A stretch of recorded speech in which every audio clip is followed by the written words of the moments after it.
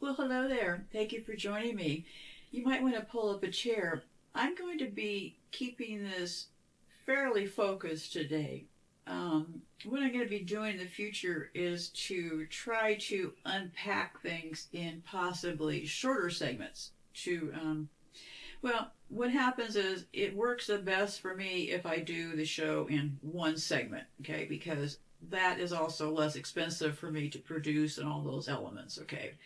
But what I'm finding is that the effects of radiation, things appear very clear, but then when you go to communicate them, it becomes fuzzy, which is kind of funny because I'm thinking harder and harder that radiation or radium in things like supplements or things like that could actually make people present like they are crazy, right? So maybe that explains all the crazy people in the United States, but not my purpose for today. What I thought I would do today is I've been trying to understand how big is this nuclear thing, okay? Because I do not believe this nuclear energy is getting used to convert to electricity. Something else is going on. There's something about this. The word transformer. Aren't they kind of trying to transform our DNA here? That is how it appears to me. So what I thought I would do, because I'm working on several other things, but before I want to settle my mind as far as I went looking for how big are these nuclear plants, how many countries have them, how many countries are planning them. And yeah, it's something else because they are, in fact, transforming us, right? This process by hitting us with nuclear and radiation is transforming us. It is converting our DNA. So just in general, the business is really picking up. I guess venture capital in Silicon Valley has moved beyond the scamming around for coins and stuff. It appears to me, and this is just first take, it appears to me that a lot of former SpaceX people are rushing into the nuclear reactor business. And that whole SpaceX thing is just revolting. You realize when SpaceX lets off those huge rockets that fail in the sky, that A, the taxpayers are paying for that, and B, that toxic blowout from those SpaceX fake things blow up into the air right onto Indian reservations and stuff. And imagine living next to one of those things and all of a sudden, but boom! Anyhow, so yeah, this is a toxic mess. So anyway, so I've noticed a lot of SpaceX engineers because they said this former SpaceX engineer just raised $40 million to build portable nuclear reactors. Backed by Andreessen Horowitz and Founders Fund. That Andreessen person is one of the more, all of them are Silicon Valley people. Big slob. He lives in the most expensive neighborhood in Silicon Valley. Atherton, I think, is where he lives. And no affordable housing in his hometown, okay? But he acts like he's such a with the people. None of these people are with the people, but okay. So Andreessen Horowitz and Founders Fund is backing these things, okay? The company aims to have the first units which can fit inside a shipping container on the market by 2028. But let's not let any of the details about how they're going to dispose of this toxic stuff get in the way of producing them, right? They have not dealt with the nuclear waste yet. Not at all. Bill Gates founded a nuclear innovation company called TerraPower. TerraPower aims to build advanced nuclear reactors that are safer and more efficient than traditional nuclear reactors. The company has secured $750 million in new funding. So I had to go back and try to understand if, like, for example, in the last show I talked about in my state of Nebraska, we have one nuclear facility, right? But then we also have these power plants. So a state might have one nuclear facility and then multiple power plants. So I was a little fuzzy on how did the so-called, now I don't think any of this is true, but so I'm just trying to figure out how they're selling it, right? So I was trying to figure out how does the nuclear energy, which is generated within nuclear power plants, How does that get from that nuclear power plant, which is in this one town in Nebraska, over to these power plants, which supposedly are generating electricity, which then goes out to our homes, right? Because it doesn't go from the nuclear energy power plant directly into our homes. It has to go onto the grid, right? So I'm still a little bit fuzzy on this part, but that's not going to hold me up from what we need to talk about today, because you're likely living in a country that is planning nuclear, has nuclear, or things that you might want to avail yourself of. So, nuclear energy is generated within nuclear power plants. Okay, I have one nuclear power plant here, okay, where nuclear reactors are used to produce heat through a process called nuclear fission. The heat is then used to create steam, which drives turbine generators to produce electricity. The electricity generated by the nuclear power plant is then transported to the power grid through high voltage transmission lines and distributed to homes and business for use. So I'm a little bit fuzzy on what happens between the nuclear power plant here in Nebraska and how it gets to these transmission lines, okay? And then it went on to say electricity generated by power plants is delivered to, excuse me. Okay, so this makes sense because we know that electricity is generated by power plants, right? And it is delivered to consumers through a complex network of transmission and distribution power lines. High voltage transmission lines carry electricity over long distance from the power plant to substations near populated areas. At these substations, transformers reduce the voltage of the electricity so it can be sent on smaller power lines to homes and businesses. The local electricity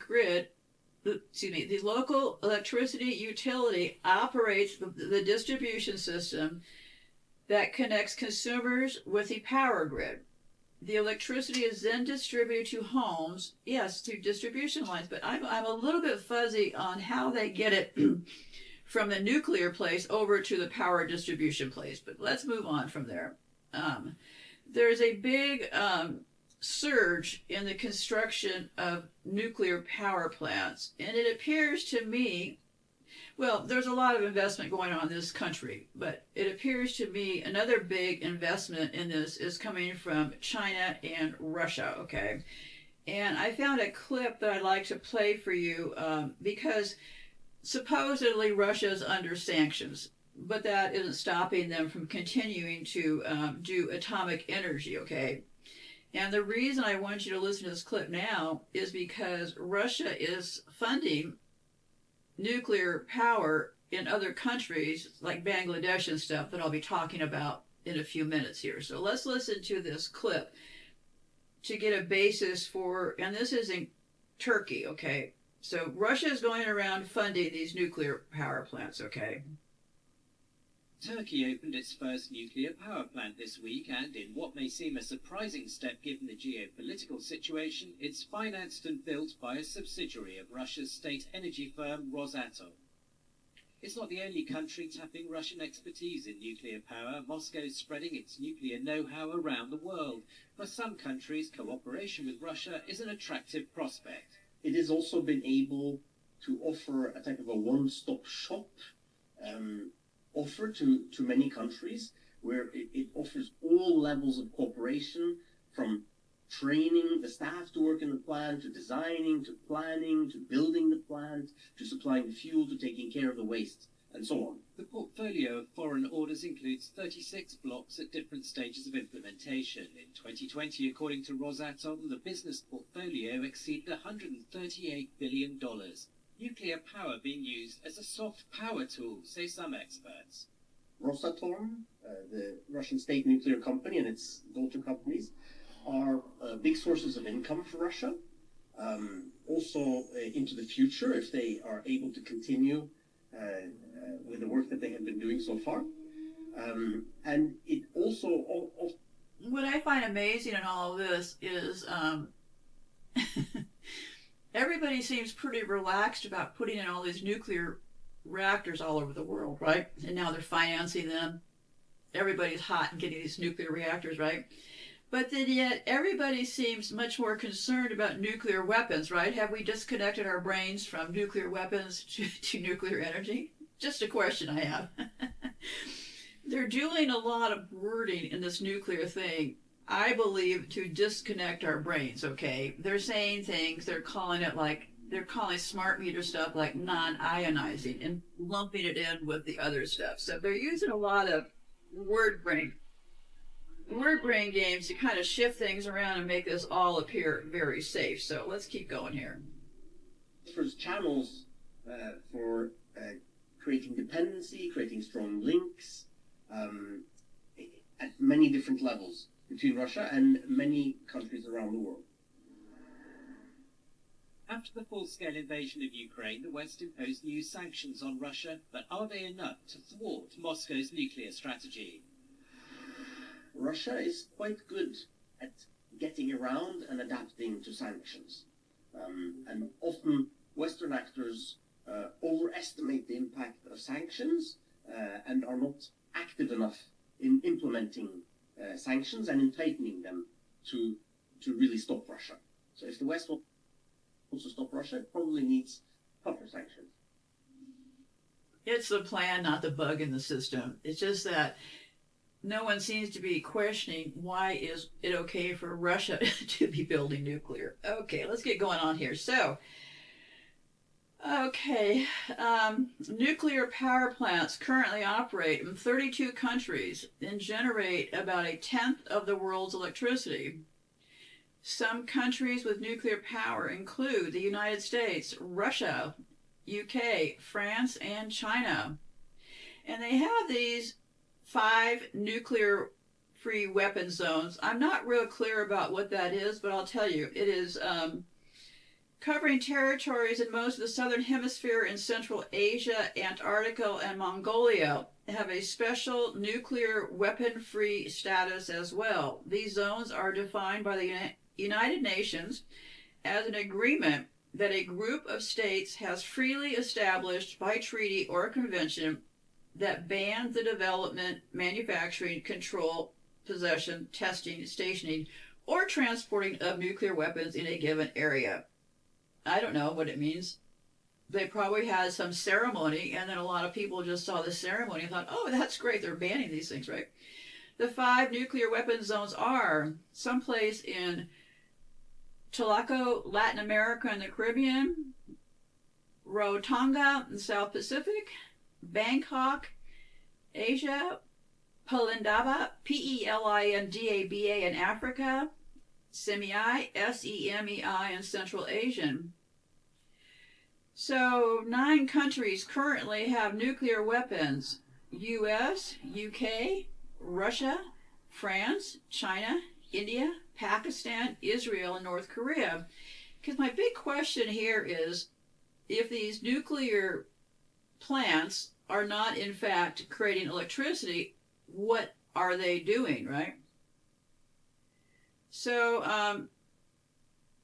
uranium is used in nuclear power generation. Specifically, I'm going to recap some of this for us. Specifically, U-235 can be concentrated in a process called enrichment, making it fissile, F-I-S-S-I-L-E, and suitable for use in nuclear reactors or weapons. See what I'm saying here? The same machines that produce low enriched uranium fuel for a nuclear reactor can produce highly enriched uranium suitable for nuclear weapons. So is this why the power generators are there?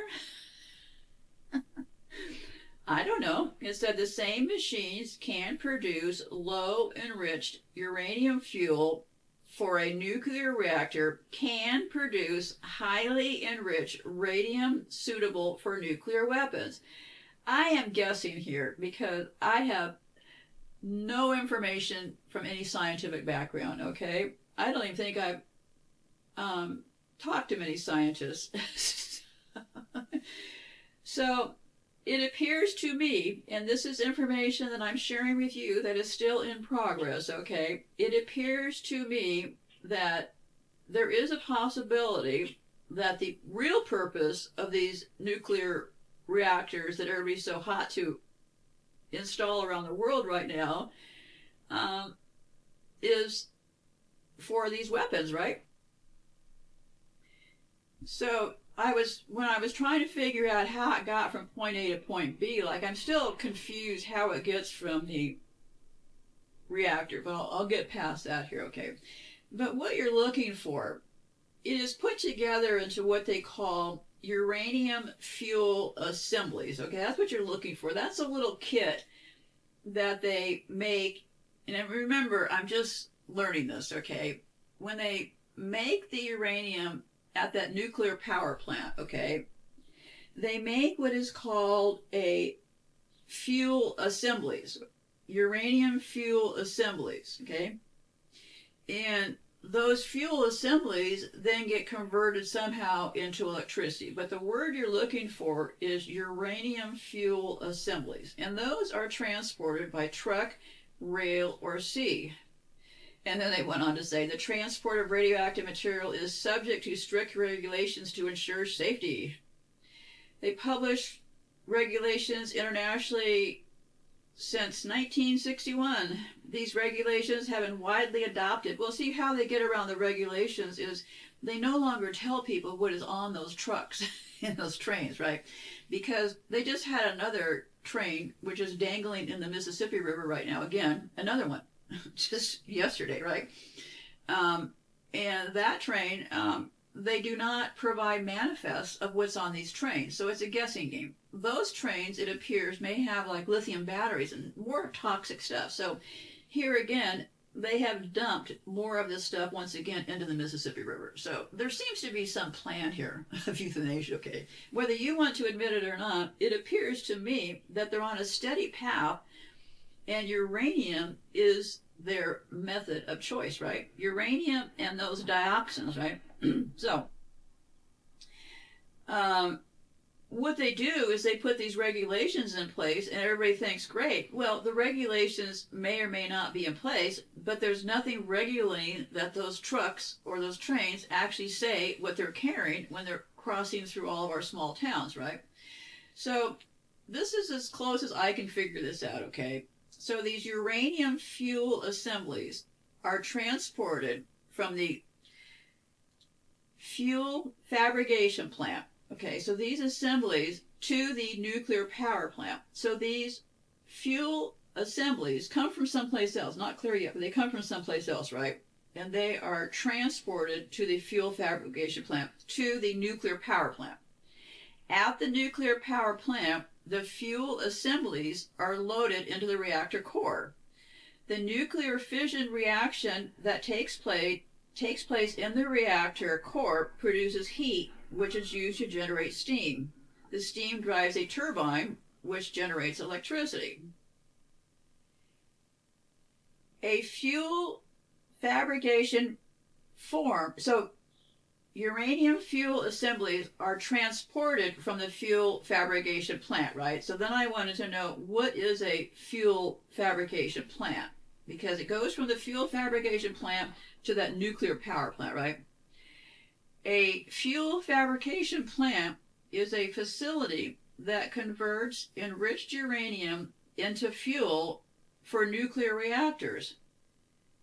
The enriched uranium is converted to uranium dioxide powder, which is then pressed into pellets and heated to make hard ceramic material. The pellets are subsequently inserted into thin tubes known as fuel rods, which are then grouped together to form fuel assemblies. So, these fuel assembly places, okay, these fuel assembly places are the ones where the nuclear plant here in Nebraska is getting their goods to make the nuclear reactors. Took my brain about hours to get. Okay, so the source, okay, now because they have to take the uranium and process it, okay? So that comes from the fuel fabrication plant, okay? And there's only 3 fuel fabrication plants in the United States. And here again, just replicate what I'm doing in your own country. Look for where is your uranium or where is your nuclear place getting their fuel fabrication from, okay? Where is that fuel fabrication plant, okay? And according to the U.S. Nuclear Regulatory Commission, NRC, there are currently 3 fuel fabrication plants processing low enriched uranium that are licensed by the NRC. And this is here in the United States. Okay, we have 1, Global Nuclear Fuel Americas, Wilmington, North Carolina. Danger alert. Westinghouse Columbia Fuel Fabrication Facility in Columbia, South Carolina. Danger alert. Framatome, Framatome Inc. in Richland, Washington. Danger alert. You hear that nuclear thing? Okay, now here's how the fuel fabrication plants work. Fuel fabrication plants receive the enriched uranium in the chemical form of uranium hexafluoride, which is UF6, from an enrichment plant. Now, I didn't go back to the enrichment plants. I just got to stay here, okay? Because if you want to look, where did this fuel fabrication plant, where was the enrichment plant that gave the goods to this fuel fabrication plant? You see what I'm saying here? I haven't gotten there yet. I'm still baby stepping my way into understanding this, all this technical stuff, okay? Okay, fuel fabrication plants receive enriched uranium in the chemical form of uranium hexafluoride, UF6, from an enrichment plant. The UF6 is then converted into uranium dioxide. See, here we're back at dioxide. This is why I have the same symptoms as those people in East Palestine, Ohio. This is all dioxide, right? So somehow this, anyway, let me keep going here. The UF6 is then converted into uranium dioxide, UO2 powder, which is used to make fuel pellets. No wonder I have the same symptoms as the people in Ohio.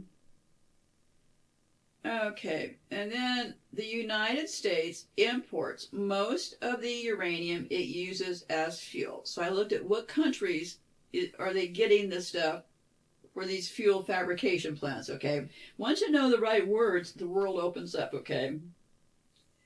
In 2021, this is the U.S., the sources and percentage shares of U.S. purchases of uranium were Kazakhstan, 35%, Canada, 15%, Australia, 14%, Russia, 14%, Namibia, 7%, and from the United States, 5%, and 5 other countries combined, 10%.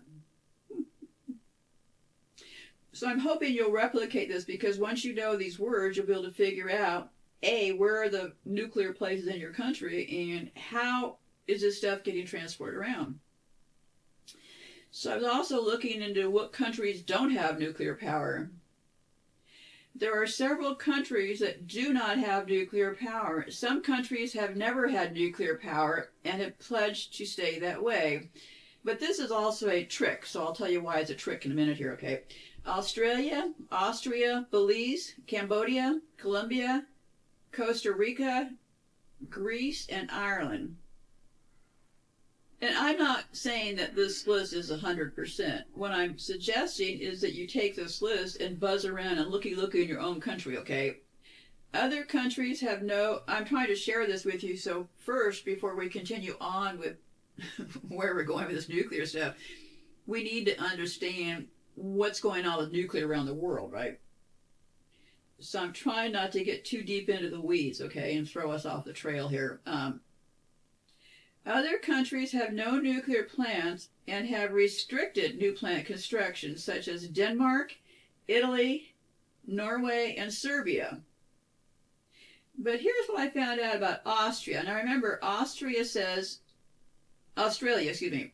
Australia says that they don't plan on ever having nuclear power, right? Well, but they do.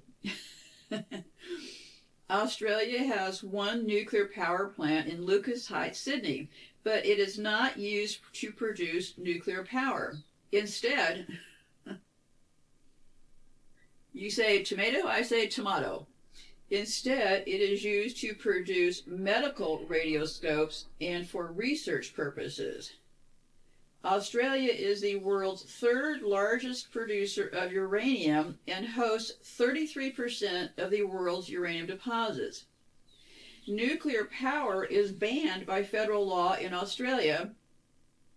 So yeah, except for they have that one nuclear plant there, right? The plant is operated by the Australian Nuclear Science and Technology Organization.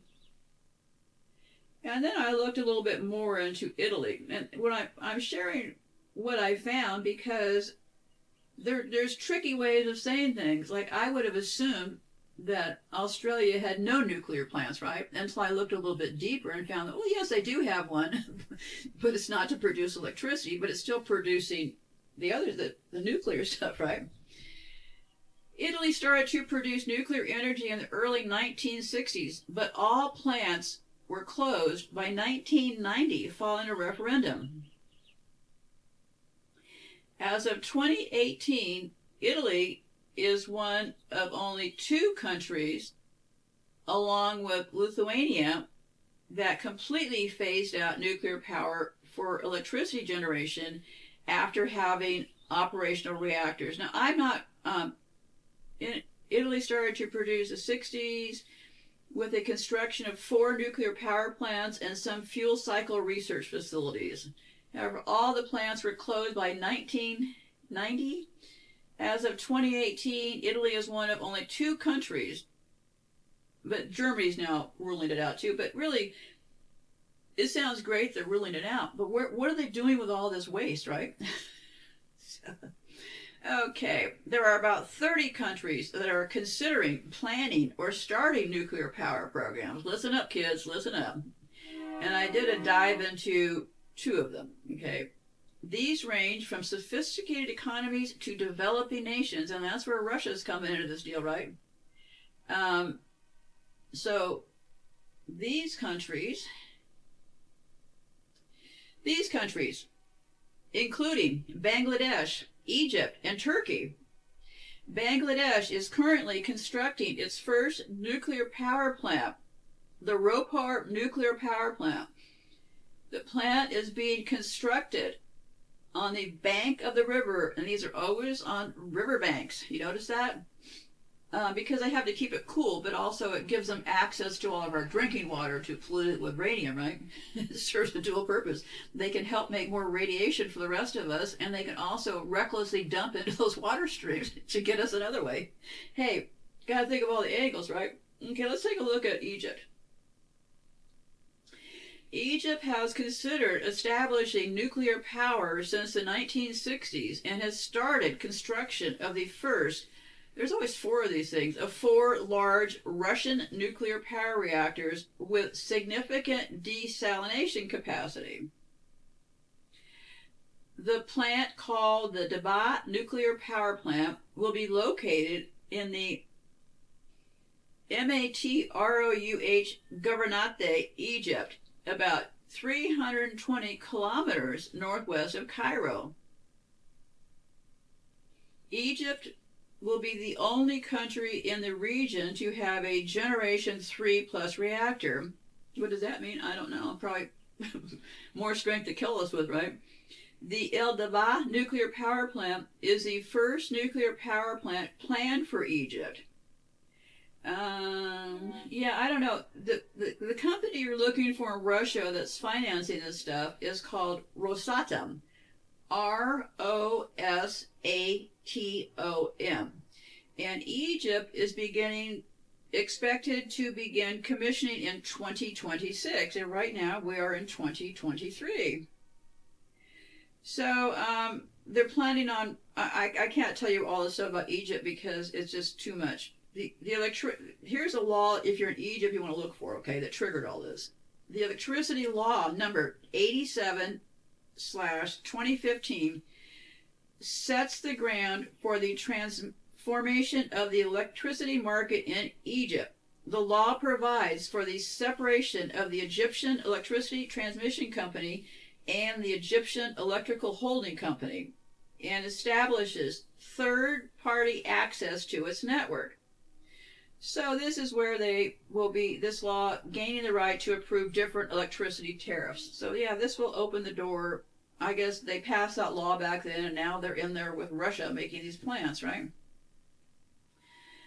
I don't think we need, it has 16 subsidiaries, including 1 hydropower plant, 5 thermal electricity generator companies, 9 electricity distribution companies, and a transmission and dispatch company.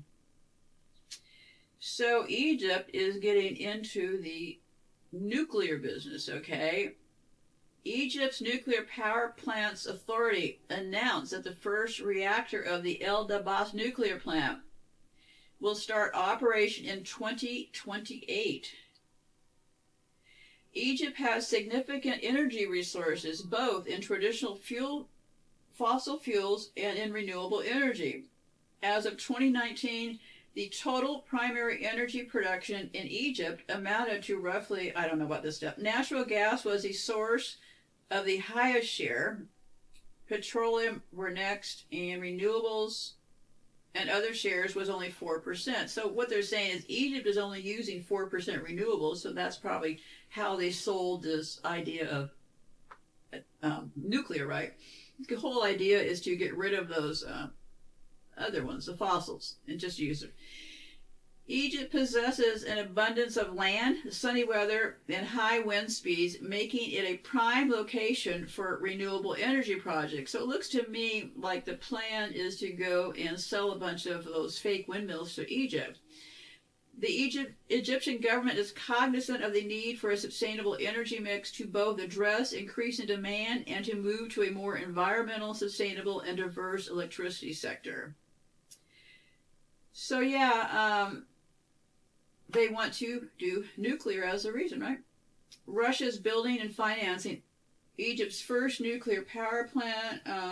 This is how the money works out. The project will cost US dollars 28.75 billion, of which Russia will finance 85% as a state loan of US 25 billion, and Egypt will provide the remaining 15% in the form of installments. Wow, what's that going to mean is that 85% of a state loan from Russia, well, your tax dollars in Egypt are going to be going insane to pay back this highly financed loan, right? There are about 60 power reactors currently being constructed in 15 countries. About 30 countries are considering, okay, I think I've already talked about that. Bangladesh, Turkey, Egypt, yeah, okay, we got that. Okay, so here is another piece that said about 30 countries are considering planning or starting power programs. And a further 20 or so countries have at some point expressed an interest. They have all these financial people online because this is, I think nuclear is what they're looking at as the next gold rush, right? So I got that from one of those people. In Europe, Albania, Serbia, Croatia, Portugal, Norway, Poland, Estonia. What's this list for? Let me see here. These are the 20 or so countries that have planned it. Well, it's a big list. It's a lot of countries. It includes Vietnam, Philippines, Thailand. It includes a lot of them. Zambia, Tanzania. Some of the above countries can be classified according to how far their nuclear programs or plans have progressed. So what you're looking for, your keywords are what 30 countries are considering power programs, because this was all off one of their pages. Okay. So here's the actual list, okay? Power reactors under construction: Bangladesh, Egypt, and Turkey. Power reactors planned, not available: power reactors proposed: Jordan, Kazakhstan, Lithuania, Poland, Saudi Arabia, Uzbekistan. Provisional plans, commitment pending or deferred: Algeria, Azerbaijan, Estonia, Ethiopia, Ghana, Kenya, Laos, Morocco, Nigeria, Philippines, Rwanda, Sri Lanka, Sudan, Thailand, Indonesia, Saudi Arabia, and Vietnam. They say Vietnam is deferred. What that means, I don't know. Okay, so yeah, they said as of July 21st, the report by the International Atomic Energy Agency, there are 28 member states without nuclear power plants that are considering. See, the vultures are starting to zoom around these countries to get them on board, right? Okay, I think that's about all I have to say about these nuclear plants. What I would suggest that you do very strongly is to, that's strange. There's another emergency alarm going today. What I would suggest, see, because it said, I was looking at the downside. There's a lot to the downside, okay? I'm not going to go into it today because remember, this all works off the grid. In the last show, I talked about the grid in Texas being separate from the rest of the grid. So in order to really understand what's going on in your country, you have to also understand the grid. For example, if you're in Egypt, do you have the grid to support this new system? I don't know. Do you? I don't know. I wouldn't have any way of knowing, but that will likely be the next catch here, right? They don't have the grid to do this stuff, right? Are they going to, they're always trying to sell us forward to the future and get our eyes off the present, right? So you're going to have to take a look at your own country. Is this stuff that you want to see continuing on? I don't know. I would take a serious look at it all because I am highly, highly suspicious of why are they putting in these nuclear facilities. Is it a way right in the open to be processing this stuff, right? Because it appears to me in the process that I just explained to you today that these nuclear facilities could serve some completely other random reason, right? Because I don't believe it's being transported to my local utility company and being converted into electricity. I just do not believe that. So because I don't believe that, I have to keep asking myself, is this a real hiding in plain sight deal that they've convinced us that these nuclear things are to give us energy and all this kind of stuff, when really those plants are really,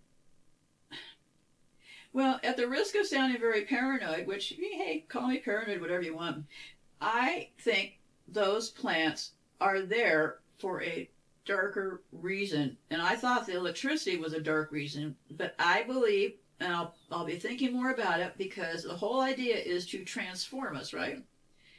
So what's the catch with the nuclear reactors, what I'm asking? What is the catch? There must be some other purpose, is what I'm guessing here.